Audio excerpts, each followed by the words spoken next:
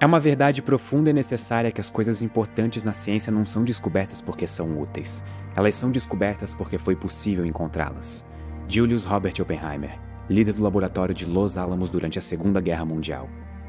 Oppenheimer foi o líder do laboratório de Los Alamos, que criou a primeira bomba nuclear da história. É por essa razão que ele é apelidado de o pai da bomba. Mas esse vídeo não é um documentário sobre a vida do Oppenheimer, e sim sobre a ideia absurda de uma bomba com o poder somado de milhares de bombas convencionais. E se nós quisermos de verdade entender como a bomba atômica mudou a história do mundo e nos colocou em uma trajetória sem volta, nós precisamos voltar no tempo. 1932.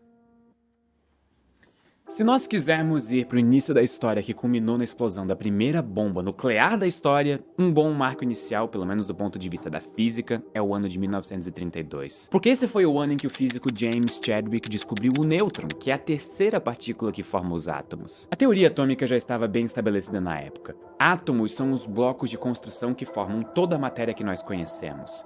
Mas o que mudou a partir daqui foi o surgimento de uma visão moderna do átomo, que agora era composto por um elétron de carga negativa orbitando um núcleo de carga positiva. E esse núcleo, por sua vez, é feito de nêutrons e prótons que ficam quase que colados por causa de uma das forças fundamentais da natureza, a força nuclear forte. Prótons têm cargas positivas, e por isso eles devem se repelir por causa da força elétrica. E é a força nuclear forte que impede que eles fujam do núcleo e mantém eles estáveis. Os nêutrons, por sua vez, têm carga elétrica neutra e não são muito afetados por campos elétricos, mas o papel que eles desempenham é muito importante para manter o núcleo estável. A maneira que nós sempre estudamos o núcleo atômico envolvia jogar partículas nele e ver o que acontecia. O núcleo atômico foi descoberto jogando elétrons contra átomos e vendo eles serem refletidos pelo núcleo. Mas usar elétrons ou prótons para estudar um núcleo atômico é muito difícil, justamente porque essas duas partículas têm cargas elétricas que afetam os resultados de experimentos. Os nêutrons não têm esse problema. Eles não são afetados pela força eletromagnética. Por isso é possível estudar diretamente o núcleo atômico e a força nuclear com os nêutrons. E em 1933, o jovem físico Leo Szilard estava procurando um uso prático para essa nova partícula descoberta. A ideia dele era descobrir se era possível usar o nêutron para, de alguma forma, liberar a energia contida no núcleo atômico. A energia nuclear, na visão dele, seria uma fonte muito maior de energia do que qualquer outra que nós conhecíamos na época. Parem para pensar.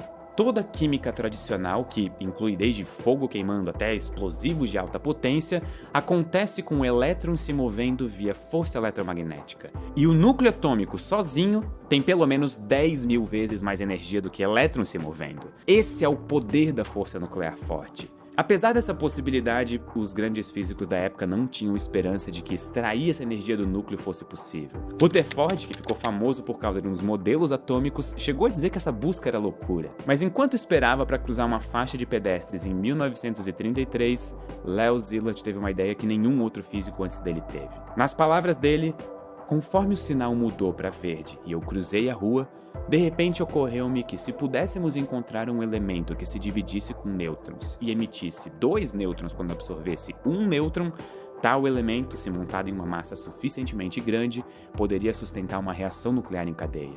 Se ao ser atingido por um nêutron, um átomo de um elemento emitisse energia e ainda mais nêutrons, os nêutrons adicionais liberados poderiam atingir mais átomos e liberar ainda mais energia e ainda mais nêutrons. E esses novos nêutrons repetem o processo com mais e mais átomos. O que o Leo Szilard imaginou enquanto atravessava a faixa de pedestres foi a primeira ideia de reação em cadeia. Se existisse um elemento que liberasse muitos nêutrons ao ser atingido por apenas um nêutron, esse elemento seria como a pólvora, e os nêutrons seriam o fogo. Você usa fogo para iniciar a queima da pólvora e você usa nêutrons para iniciar uma reação nuclear. E em apenas um espaço de 12 anos, a partir do momento que nós estamos agora, uma bomba nuclear seria detonada usando exatamente esse princípio.